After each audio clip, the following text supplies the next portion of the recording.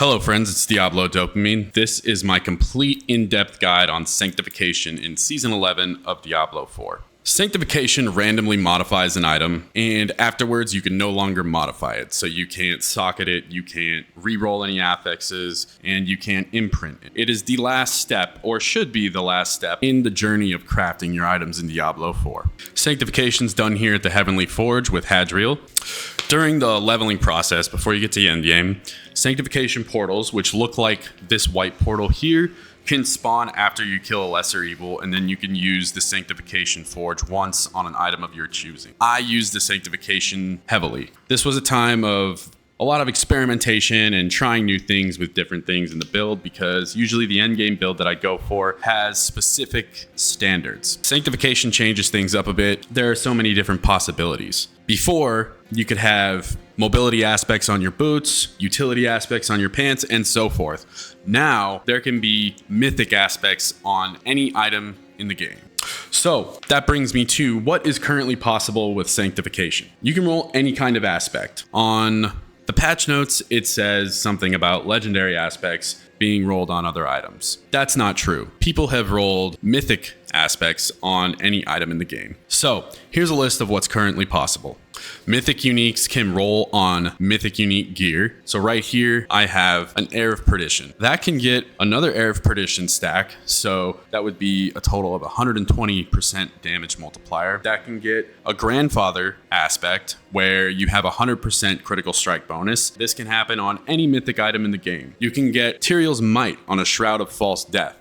Another outcome that can happen is Mythic Unique aspects can roll on Ancestral Unique gear. So you can get an Air of Perdition to roll on your shield. Or if you have a unique amulet, you can get Grandfather to roll on a unique amulet. You have a sword, you can get Shaco to roll on a sword. Another outcome is legendary aspects can roll on Ancestral Unique gear. Right here, I have the conceded legendary aspect on my Griswold's Opus Paladin sword, and it gives it a significant damage boost while I have a barrier. This is one of the better outcomes. Another outcome is that legendary aspects can roll on ancestral legendary gear. So if I've got a legendary pair of pants, I can roll an offensive legendary aspect on top of this. Another outcome is you can get an additional affix to your item. This is more minor. Right here on my Shroud of False Death, I have a fire damage multiplier. I don't use fire damage on the build, so essentially I'm not using this aspect at all. Another outcome is item quality increase. So after you masterwork your item, you can get more item quality increases. So it's kind of like you're over masterworking it, increasing all the base affixes on the item. And one of the more less desirable outcomes is that one of my affixes gets replaced. So here on my amulet, if I were to sanctify it, my +4 to Giant Slayer could be replaced with max life. Something less useful. Common question I hear is, can you brick your items? Short answer is yes. The worst thing that can happen whenever I'm sanctifying my items is that I lose damage. Any affix that gives me damage, such as this +4 ranks to Giant Slayer, if that gets replaced with max life, a lot of damage goes bye-bye. Down here, I can lose defense if I have my max life aspect or my armor affix replaced. So when I lose damage on an item, or I lose defense on an item, it's called bricking an item. How do we avoid this? Well, let's say I want to replace my amulet. I'll take a backup version of my current best in slot item, Sanctus of Kethamar, right now for the Paladin. My amulet down here needs to be comparable to my amulet that I currently have on, because we don't want to lose damage. And since I have this backup item, if it loses damage, let's say the plus ranks to Giant Slayer gets replaced, then it won't matter because I already have one. So the key to avoid bricking your items is to have a backup item. And sanctify the backup item, and don't implement it until you know that the sanctified item is better. So what do we do before we sanctify our items? Because sanctification is the last step that you do. So here we're going to do this Sanctus of Kethamar, sanctify it, and I'll walk you through the process. First thing that you do is pick an item. So we have the backup item right here, Sanctus of Kethamar. If it's legendary, you can re-roll any of these affixes if they aren't the ones you want. If it's something like cooldown reduction and you don't need cooldown reduction, you can re-roll it before you sanctify it, because once you sanctify it, that's the final step. Second thing you want to do is imprint the proper legendary aspects onto the item.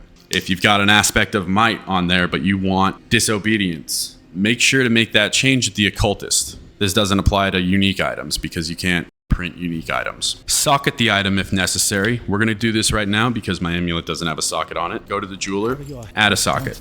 Boom. And then lastly, you want to masterwork the item until your preferred affix is at its most. So mine is plus ranks to Giant Slayer. So it didn't land on plus ranks to Giant Slayer. You can re-roll it infinitely before Sanctification. Boom. Plus ranks to Giant Slayer. All right, so we've socketed, we've imprinted, we've re-rolled, we've masterworked. We are now ready for Sanctification. Let's go. You're gonna need heavenly sigils if you don't already have some. They drop pretty generously everywhere in the game. And here we go. So this is pretty trash. New affix added, total resistance. It's not grandfather. It's not even an offensive aspect, but we already have an amulet, so it's okay. So my name's Diablo Dopamine. You might be wondering, what does any of this have to do with dopamine? Before in Diablo 4, we would have pretty much a linear path to what's called the S tier builds. You know, last season it was Pulverized Druid, Death Trap Rogue, Hydra Sorcerer, Shadow Blight Necromancer. And most of the legendary aspects and all of the damage was figured out. You knew you had to put a certain aspect on your two-hander. You knew what you had to put on your amulet. You knew what you had to put on your gloves. And there wasn't as much of what I like to call build diversity and novelty into the game. Now, thanks to the developers getting a bright idea, we have a path forward that is unknown. We've reached uncharted territory, okay? This right here could have been a grandfather, and it could have doubled my damage. I could have been going from 200 billion into 3 trillion. And for dopamine addicts like me, and I'm pretty sure the rest of the players in the game, this is what we're looking for. More novelty, more build diversity equals more dopamine. That is essentially why we live our lives. We want dopamine, pleasure. So the possibilities of the different build diversities in the game are now non-linear. Non-linear means novelty. Novelty means more fun. More fun equals more dopamine. Does that make sense? Cool. All right, y'all. Well, that's about it. Thanks for watching. If you made it this far and you liked the video, press that like button. If you like me, subscribe. Peace.